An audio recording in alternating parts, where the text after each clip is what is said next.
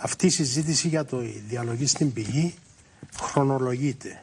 Εγώ είπα 5-6 χρόνια, νομίζω πάει πιο πίσω. Παραπάνω. Ναι. Εγώ θυμούμαι το 2018, ορίο μες στο γραφείο του Υπουργού ήταν ο Κώστας ο Καδής. Και φτάσαμε σήμερα να συζητούμε λίγο πολύ τα ίδια πράγματα. Πέστε ότι οι δημάρχοι είμαστε μάγοι και οι πολίτες 2 φορές μάγοι και κάνουμε την τέλεια διαλογή. Πού θα τα πάρουμε? Δεν υπάρχουν. Αφού είπε. Πού? Κατάλαβα στη Κόση και στο Πεντάκο. Να τα πάρουμε να θαύκουμε. Εσείς που ξέρετε πολύ καλά ότι δεν υπάρχουν υποδομές για τα οργανικά, γιατί ενομοθετήσετε και υποχρεώσετε εμάς να κάνουμε διαλογή στην πηγή που την 1η Εβδόμου του 24? Πρώτα φτιάξετε την υποδομή και ύστερα να μας υποχρεώσετε.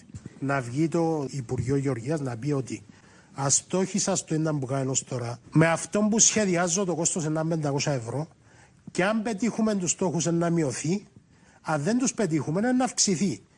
Όχι να διαφημίζουμε ότι κάμε ανακύκλωση και να γλιτώσεις και στο τέλος να βγαίνει ο Υπουργός Εσωτερικών και λέει οι αυξήσεις που βάλανε οι δημάρχοι, δουλειά τους δημάρχους είναι αυτόνομοι και φταίει η μεταρρύθμιση. Δεν έχει καμία σχέση με η μεταρρύθμιση. Καμία απολύτως. Είπετε μας, βάρτε... Συγγνώμη ρε Παντελή, επειδή δεν αντέχω. Ήρθε υπουργός στην ομάδα εργασίας και είπε να είναι 80 το κράτος θα καλύψει τα 40 από τον κρατικό προϋπολογισμό. Δηλαδή συζητούμε και να συζητούμε.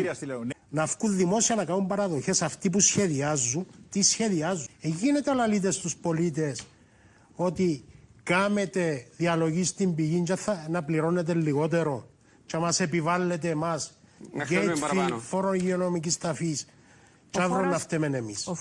Εμείς διαφωνούμε με τον το